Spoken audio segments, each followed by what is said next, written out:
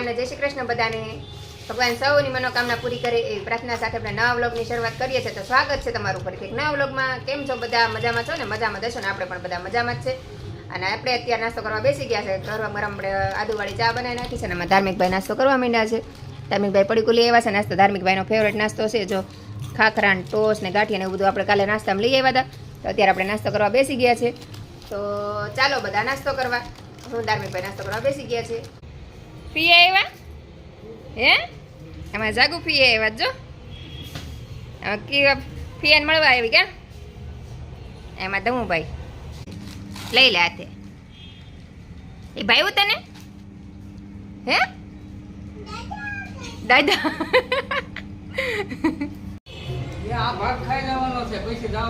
દાદાને મળવા જ આવે કે ક્યાં જવું છે?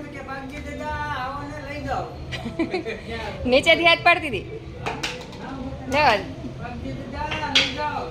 શું કરવું? દાદાને જેમ કામ કરવું છે?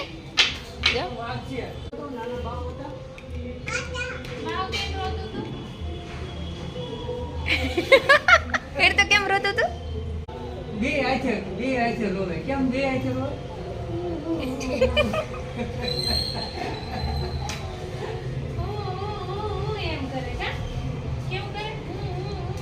અત્યારે આપણે કામકાજ કરીને નવરા થઈ ગયા અને ગણપતિ દાદાના સવારમાં ફૂલનો હાર નહોતો આવ્યો તો અત્યારે ફૂલનો હાર આવ્યો. તો આપણે ગણપતિ દાદાને ફૂલનો હાર નવો પહેરાવી દઈશું ને જૂનો હાર કાઢી લઈશું. અને આજે સવારે તો ધાર્મિકભાઈએ દિયાબત્તી કરી લીધા હતા એટલે મારે કાંઈ દિયાબત્તી કરવા નહોતા નહીં. તો આપણે અત્યારે પાછા બીજી વાર નાહી ધોઈને ભગવાનને પૂજાપાઠ કરી નાખીએ. અને આજ ધાર્મિકભાઈને રજા છે એટલે ગણપતિ દાદાનું કામ ધાર્મિકભાઈએ સંભાળી લીધું હતું. તો અત્યારે આપણે સરસ મજાના ગણપતિ દાદાને શણગારી દીધા.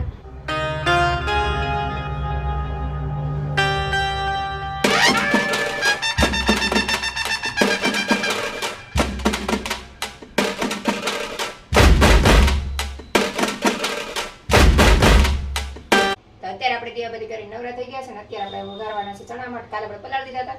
સરસ મજાના કપડા રાતે કપડામાં વીટીને મૂકી દીધા હતા. અત્યારે જો સરસ મજાના ઉગી ગયા છે. તો આપણે લસણ ને એવું કટકી કરી નાખ્યું છે. હવે થોડાક ધાણા સુધાર નાખશું અને પછી આપણે એનો વઘાર કરી નાખશું. તો આજે ખાલી ચણા મઠ વઘારવાનું છે. પનીર ને એવું કાંઈ નથી નાખતા તો પનીર ને વઘાર નાખે છે. તો હવે આપણે ફણગાવેલા ચણા મઠ છે એને આપણે ધોઈને પછી વઘાર કરી લઈશું. તો એના માટે આપણે 1.5 પાવડા જેટલું તેલ મૂકી દીધું છે. અને લસણની આપણે ઝીણી ઝીણી કટકી કરીને રાખી છે. તેલ આવી જાય એટલે આપણે એમાં છે ને ઝીણી કટકી કરીને લસણ નાખી દઈશું. અને પછી નાખી દઈશું એમાં થોડુંક જીરું અને ચપટી હિંગ નાખી દઈશું. તમે ચણા મઠ કેવી રીતે વઘારો એ મને કોમેન્ટ કરીને જરૂરથી કહેજો. અને હવે આપણે લીલી મરચી અને મીઠા લીમડાના પાન નાખીને આપણે ચણા મઠ એડ કરી દઈશું. હળદર નાખી દઈશું, મીઠું નાખી દઈશું અને થોડુંક આપણે ગળપણ માટે ખાંડ નાખશું અને લાલ મરચું નાખશું. હવે નાખી દઈશું એક આખું લીંબુ. ગળપણ નાખ્યું છે એટલે આપણે લીંબુ વધારે નાખશું અને થોડાક લીલા ધાણા નાખશું અને સરસ રીતે મિક્સ કરી લઈશું. અને ફક્ત આપણે 5 મિનિટ એમનામ જ તેલમાં ચડવા દઈશું. તો આપણા ચણા મઠ વઘારેલા તૈયાર છે. એકદમ બહુ ટેસ્ટી અને હેલ્ધી પણ છે. આવા મઠ ખાવા ખૂબ ફાયદાકારક છે. અને અમારા ધાર્મિકભાઈને આવા ચણા મઠ વઘારેલા ખૂબ જ ભાવે. અને અમારા ઘરમાં ચણા મઠ હોય વઘારેલા તો રોટલી કોઈ ન જાય. બધા આવી રીતે ચણા મઠ જ ખાઈને હું લગભગ રવિવારે જ આ બનાવું.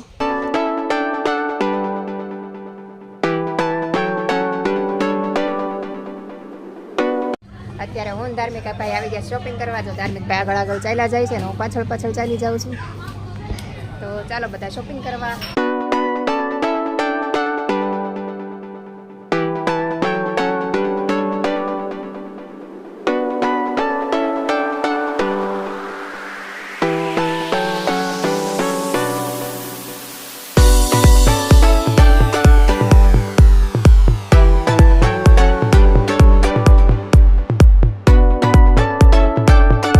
ધાર્મિકભાઈ તો શોપિંગ કરીને ટ્રોલી દોડાવવાની બહુ મજા આવે. આજ તો આપણે અડધું જ શોપિંગ કર્યું છે. આજ રવિવાર છે ને બહુ ટ્રાફિક છે. તો બીજું શોપિંગ આપણે પછી કરવા આવશું. શોપિંગ કરીને આપણે આવી ગયા છીએ અત્યારે ફ્રેન્કી ખાવા. આમાં દમુભાઈ જો અહીં ફ્રેન્કી ખાવા ઉભા ગયા છે ને ફ્રેન્કી ખાવા ઉભા રહી ગયા છે. આ બધાનું લોકેશન બધા નાસ્તા પાણી કરવા આવ્યા છે. આજે રવિવાર છે એટલે બધી જગ્યાએ ટ્રાફિક હોય. આમાં દમુભાઈને ફ્રેન્કી બહુ ભાવે. દમુભાઈ ફ્રેન્કી ખાવા ઉભા રહી ગયા છે. તો ચાલો બધા ફ્રેન્કી ખાવા. ફ્રેન્કી આવી ગઈ. ધાર્મિકભાઈ ફ્રેન્કી ખાવા માંડ્યા છે.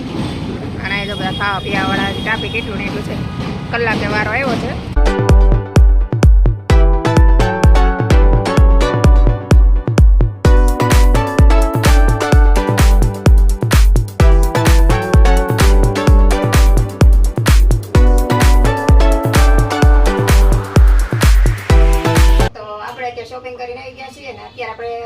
સરસ્વતી દાદાની પ્રસાદી આપણા તરફથી દેવાની છે. તો અત્યારે પ્રસાદીની તૈયારી કરું છું. તો આપણે કાજુ બદામના કટકા કરી નાખ્યા છે. તો એ છે ને આપણે ઘીમાં સરસ રીતે શેકી લઈશું ધીમી આંચ પર. હું આ સેવનું કંઈક નવી આઈટમ બનાવું છું. હવે છોકરાઓને ખબર જોઈએ કેક બનાવું કેક બનાવું જેવો ટાઈમ મળે. અત્યારે 6:30 થઈ ગયા છે ને 7 વાગે અમારે પ્રસાદી પહોંચાડવાની છે. તો ટાઈમ રહેશે એ પ્રમાણે હું બધું કરીશ. તો ફટાફટ આપણે કાજુ બદામ શેકી નાખીએ. અને સાથે થોડીક દ્રાક્ષ નાખી દઈશું.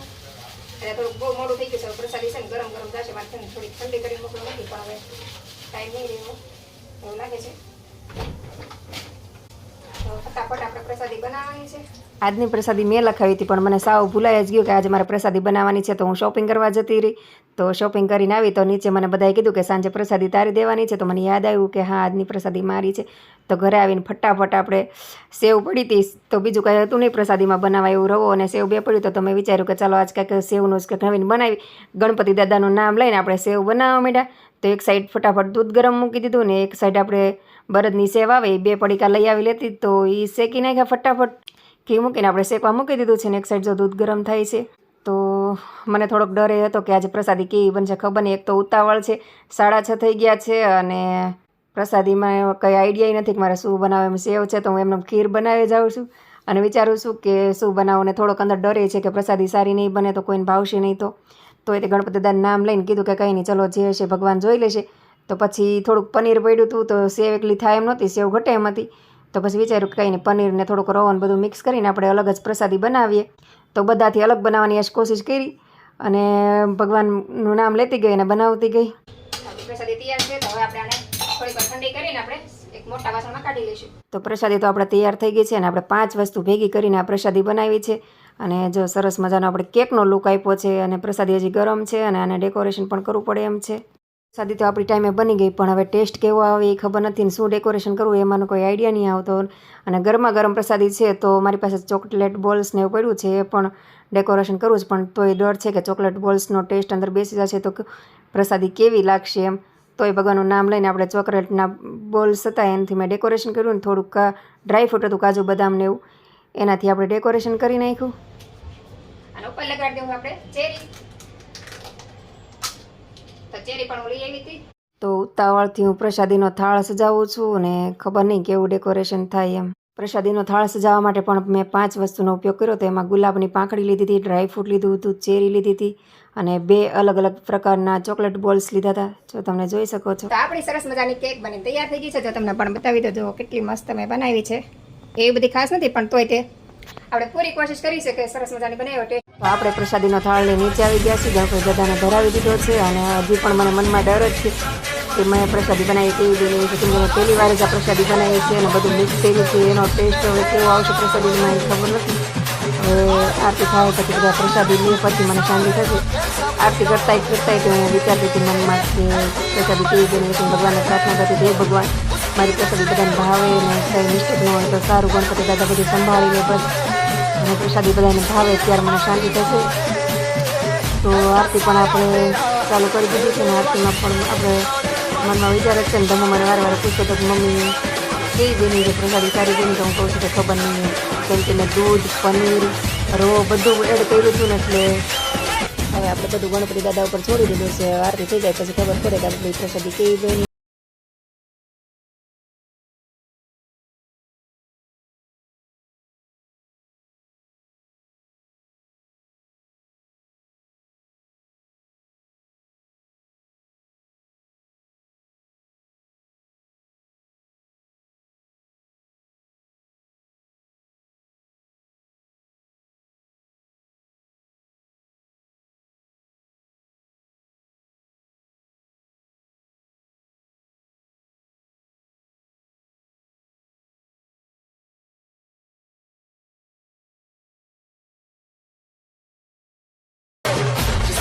તો આરતી પૂરી થઈ ગઈ ને બધા મને પૂછતા હતા કે પ્રસાદીમાં શું લાવીશ. તો મને કંઈ નામ નહોતું આવડતું. મેં પ્રસાદીને શું નામ દેવું એ પણ મને ખબર નહોતી. તમે કહી દીધું કે ખબર નહીં મેં અલગ રીતે બનાવ્યું છે. પ્રસાદી તમે ચાખો પછી બધા કયો એમ.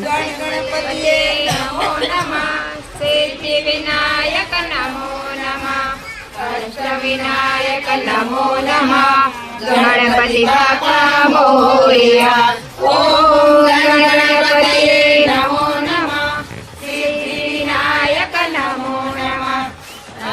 આપણે આરતી કરીને ઘરે પહોંચી ગયા છીએ ને આપણે જે પ્રસાદી બનાવી હતી એ બધાને ખૂબ પસંદ આવી. તો મને ખૂબ ખુશી છે કે મેં જે પ્રસાદી બનાવી, મહેનત કરી એ બધાને પસંદ આવી છે. અને આ પ્રસાદી મેં પહેલી વાર જ બનાવી હતી, ક્યારે બનાવી નહોતી. મેં તો સેવે ક્યારે નથી બનાવી, સેવ મેં પહેલી વાર જ તેમાં એડ કરી હતી. તો આપણે સેવ, પનીર, દૂધ ને એવું બધું મિક્સ કરીને જ આપણે પ્રસાદી બનાવી હતી, પણ ખૂબ સરસ બની હતી. મારા ઘરમાં પણ બધાને પસંદ આવી. તો તમે પણ આ પ્રસાદી બનાવજો, ખૂબ સરસ બને છે. અને તમને મારી પ્રસાદી કેવી લાગી એ તમને કોમેન્ટ કરીને જરૂરથી જણાવજો. આપણા ધાર્મિકભાઈ દોડાદોડ કરીને થાકી ગયા અને ધાર્મિકભાઈ જમી કરીને સૂઈ ગયા. તો આજનો વિડીયો આપણે અહીંયા જ પૂરો કરશું. તો વિડીયો પસંદ આવ્યો હોય તો લાઈક, શેર અને સબસ્ક્રાઈબ કરવાનું ભૂલતા નહીં. તો ફરીથી મળશું કાલે એક નવા વિડીયો સાથે. જય હિન્દ, જય ભારત.